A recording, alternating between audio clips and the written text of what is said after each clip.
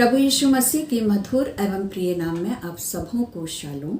आज के मनन के लिए जो मैंने पाठ लिया है वो है होशे नबी की पुस्तक, अर्थात आज हम लघु भविष्यवक्ता या माइनर प्रॉफिट में से होशे नबी के जीवन के विषय में पढ़ने जा रहे हैं। और हम इस बात को देखने जा रहे हैं कि परमेश्वर पिता ने बैरी के पुत्र होशे को एक नबी होने के लिए क्यों चुना और किस प्रकार से परमेश्वर ने उसे अपनी सेवकाई के लिए उपयोग में लाया। सबसे पहले हम देखते हैं जो होशे शब्द है इसका अर्थ क्या होता है। होशे शब्द का अर्थ होता है मोक्ष, उद्धार या साल्वेशन। जो होशे नबी था ये उन दिनों में परमेश्वर का सेवकाई का कार्य कर रहा था या परमेश्वर के लिए भविष्यवक्ता का कार्य कर रहा था जब जो इज़राइल राष्ट्र था ये पूरा दो भागों में बढ़ चुका था। उत्तर की तरफ में इजरायली लोग रहा करते थे और दक्षिण की तरफ में यहूदा के लोग रहा करते थे। और जो होशे नबी था ये उत्तर में ही इज़राइल राष्ट्र का क्या था, नागरिक था और इसने अपनी सेवकाई का कार्य इज़राइल के मध्य में किया। प्रियो, बैरी का पुत्र होशे जो था इसने लगभग यीशु मसीह के आने से पहले के जो साल थे उसमें उसने 785 से 725 के ईसा पूर्व के वर्ष में इसने काम करा। और जो होशे नबी की जो किताब है ये भी लगभग 755 से 725 के बीच में ही लिखी गई है। होशे नबी को परमेश्वर ने चुना एक नबी होने के लिए और परमेश्वर ने उसका उपयोग करा कि अपनी प्रजा के लोगों को पश्चाताप करने और परमेश्वर के पास लौट आने का जो संदेश था वो उन्हें देने के लिए परमेश्वर पिता ने होशे नबी को चुना था। जो होशे नबी की किताब है हम इसे मेजर या प्रमुख रूप से 3 भागों में बांट सकते हैं। पहला भाग है होशे का निजी जीवन उसके संदेश का प्रतिबिंब है। दूसरा भाग है परमेश्वर द्वारा अपनी प्रजा को बुलाना और उन्हें आशीष का वादा करना।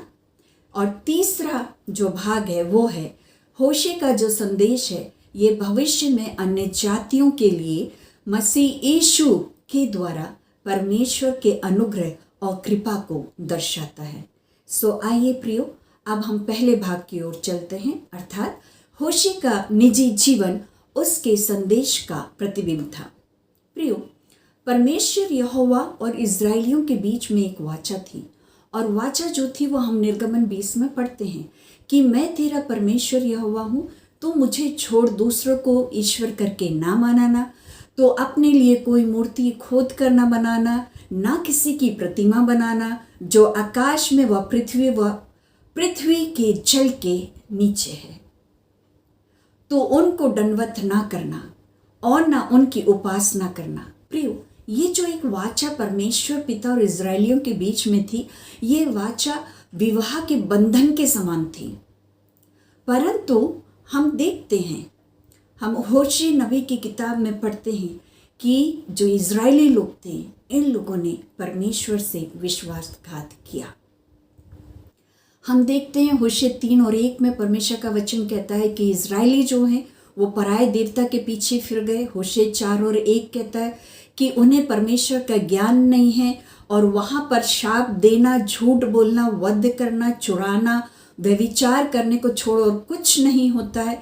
वे व्यवस्था की सीमा को लांघ कर कुकर्म करते हैं और खून ही खून होता है।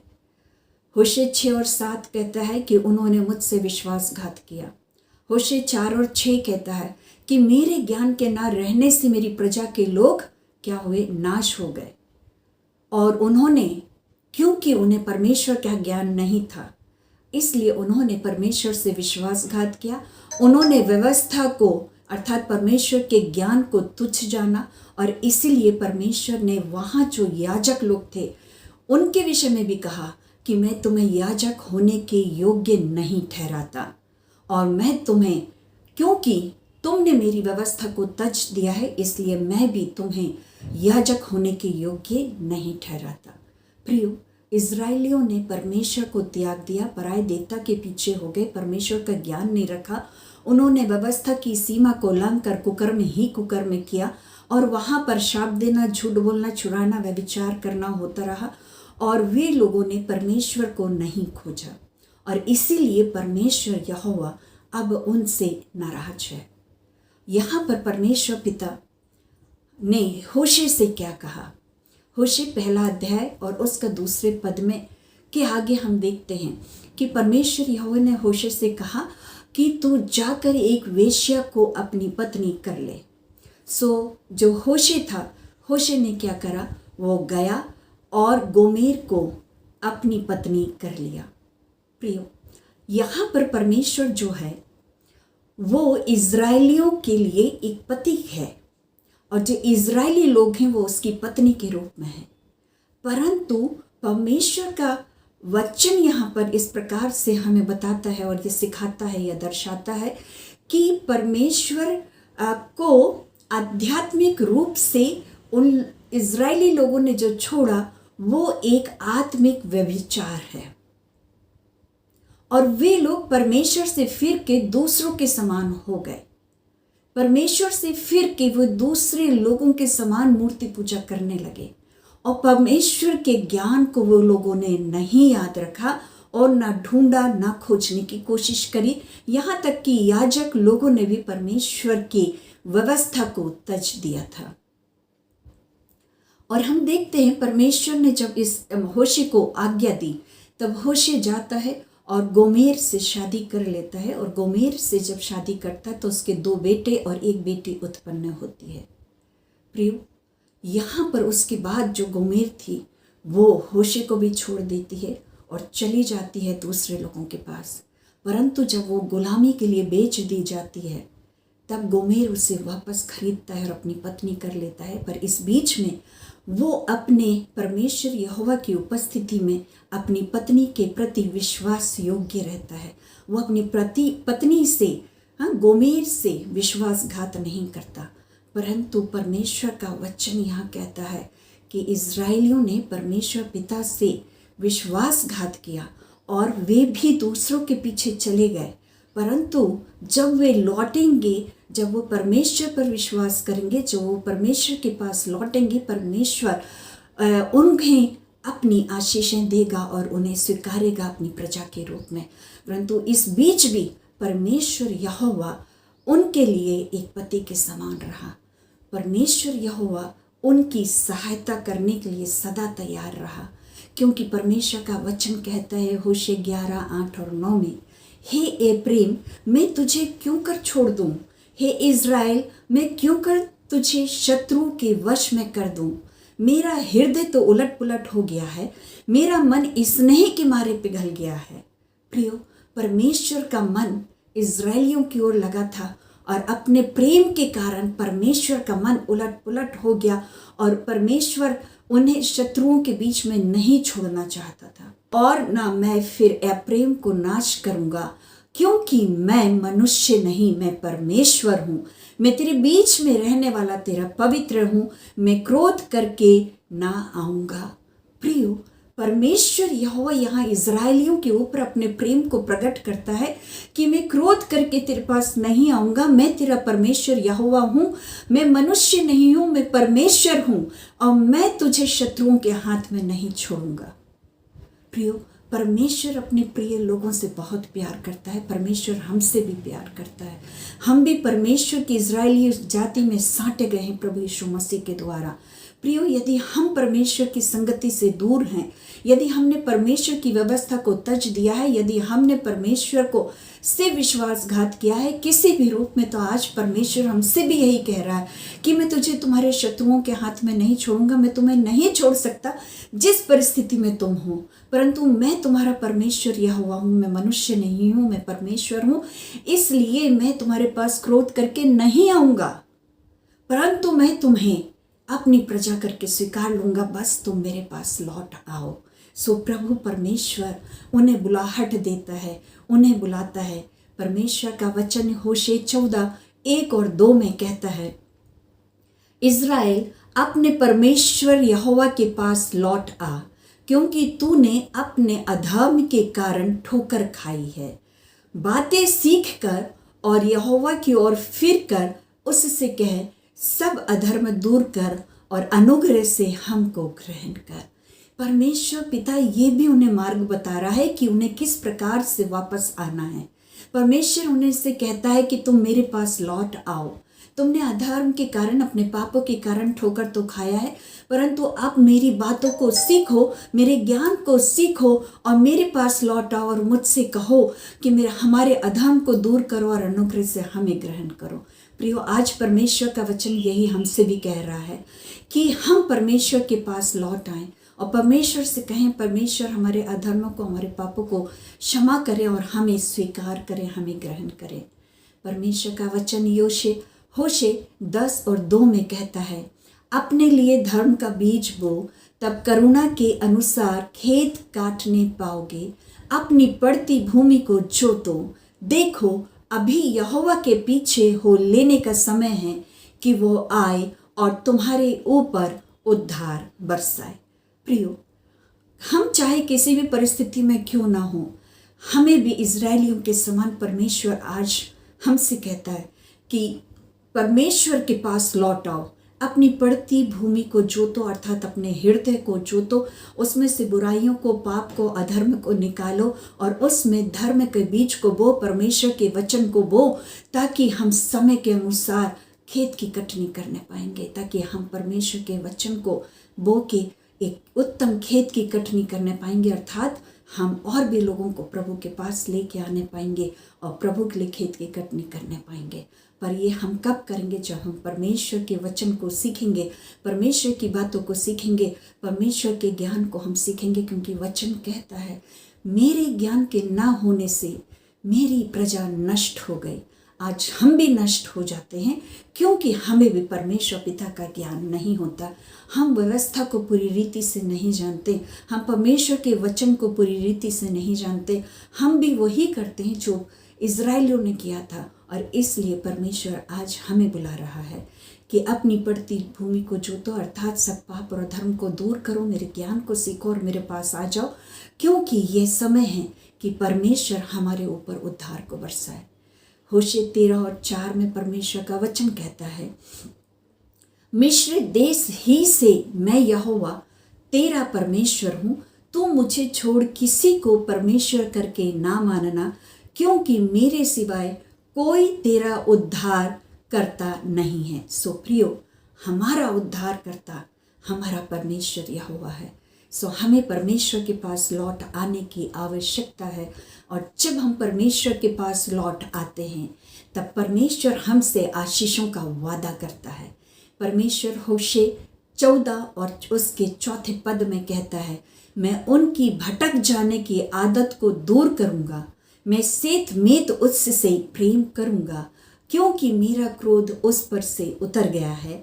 मैं इज़राइल के लिए ओस के समान होऊंगा, वो सोसन की नाई फूलेगा फलेगा और लबानोन की जड़ के समान फैल जाएगा, और मैं उसकी कीर्ति को बढ़ाऊंगा। प्रियो, आज परमेश्वर यहोवा हमसे भी यही कहता है कि यदि हम परमेश्वर की उपस्थिति से भटक गए हैं तो परमेश्वर कहता है कि मैं तुम्हारे भटक जाने की आदत को दूर करूंगा, मैं तुम्हें अपने पास अपने प्रेम से खींच लूँगा, मैं तुम्हें अपनी बाहों में समेट लूँगा, क्योंकि अब मेरा क्रोध तुम पर से उतर गया है। मैं तुमसे पूरी रीति से प्रेम करता हूँ और करता रहूँगा, और मैं तुम्हारा परमेश्वर हूँगा, और तुम फूलोगे फलोगे और जड़ पकड़ोगे, और हमारी कीर्ति परमेश्वर फैलाएगा।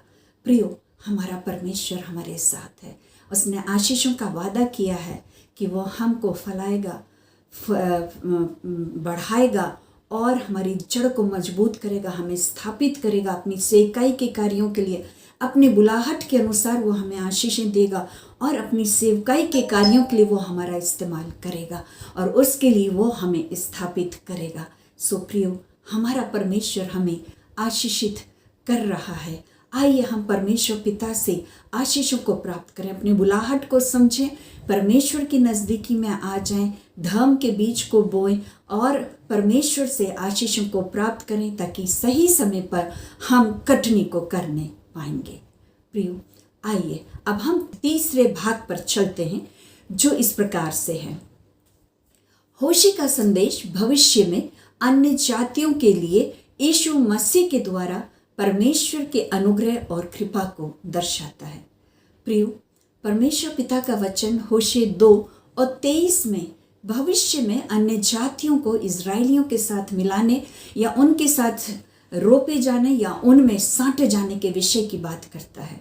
यहाँ पे लिखा हुआ है, मैं अपने लिए उसे देश में बोऊंगा और उससे कहूँगा तू मेरी प्रजा है, और मैं उस पर दया करूँगा और वे कहेंगे हे मेरे परमेश्वर।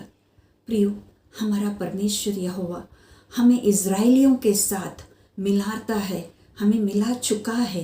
प्रभु यीशु मसीह पर विश्वास करने के द्वारा अब हम अन्य जाति नहीं रहे, परंतु अब हम परमेश्वर की निज प्रजा बन गए हैं।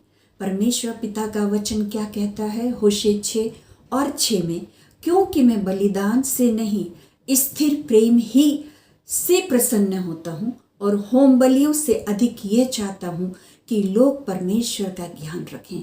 सो प्रियो, हमें परमेश्वर का ज्ञान रखना है और परमेश्वर से स्थिर प्रेम रखना है। पहला पत्रस उसका 2 अध्याय और 10वां पद इस प्रकार से कहता है, तुम पहले तो कुछ भी नहीं थे, पर अब परमेश्वर की प्रजा हो।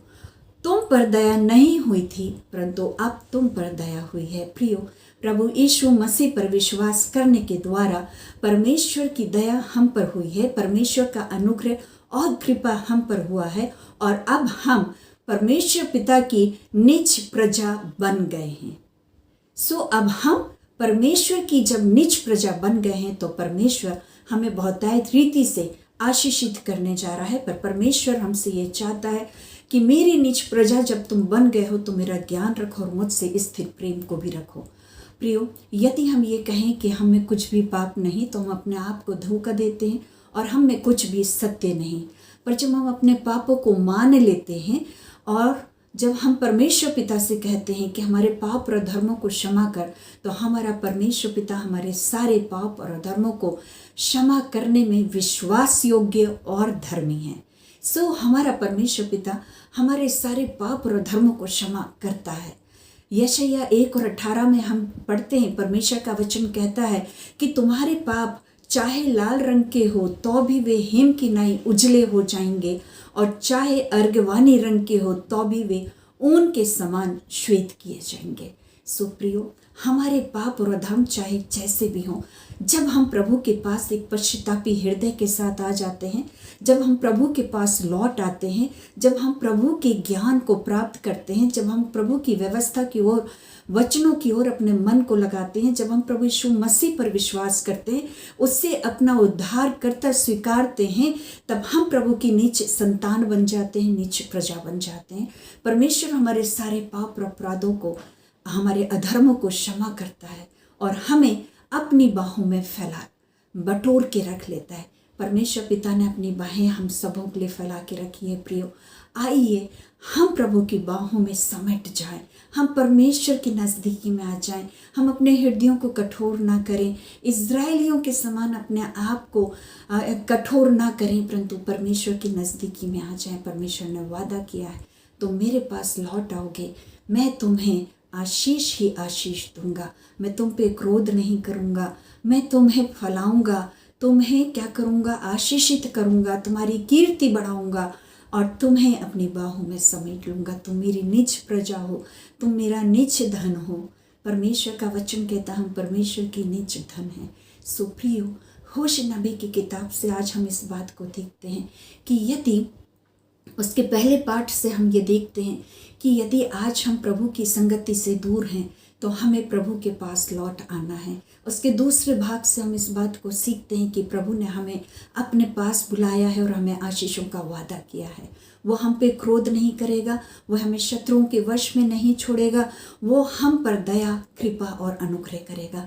और होशे नबी के तीसरे भाग से हम इस बात को सीखते हैं कि हम अन्य जाति लोग परमेश्वर की निज प्रजा होने के लिए उसमें साटे गए हैं, उसमें रोपे गए हैं, उसमें मिला दिए गए हैं। प्रभु यीशु मसीह पर विश्वास करने के द्वारा, प्रभु यीशु मसीह को अपना उद्धारकर्ता स्वीकार करने के द्वारा प्रभु यीशु मसीह ने हमारे सारे पाप और धर्मों को क्षमा कर दिया है। प्रियो, अब हम उसकी निज धन है, अब हम उसकी निज प्रजा है और वो हमारे साथ है। उसने हमारे लिए अपनी बाहों को फैला रखा है। हम उसके पास लौट आए और उसकी बाहों में चले जाएं। परमेश्वर हमें उठाए चलेगा, वो हमें लिए चलेगा, हमें आशीषों से भर देगा। हमारा जीवन प्रभु के लिए, प्रभु की सेवकाई के लिए कार्य में परमेश्वर हमें लेके आएगा और हम भी प्रभु के कार्यों को अपनी बुलाहट के अनुसार करने पाएंगे। सो प्रियो, परमेश्वर पिता इन वचनों के द्वारा हम सबों को आशीषित करे। मुझे विश्वास है कि ये वचन आपके लिए भी आशीष का कारण है और जब आपने इसे पसंद किया है तो इसे लाइक भी करें और शेयर भी करें। और अभी तक यदि सब्सक्राइब नहीं किया है तो इस चैनल को सब्सक्राइब करें ताकि आप अपनी आत्मिक उन्नति के लिए और भी ज़्यादा वचनों को इस चैनल के द्वारा सुनने पाएँ और परमेश्वर की आशीषों को अपने जीवन में ग्रहण करने पाएँ। शालोम, शालोम और शालोम।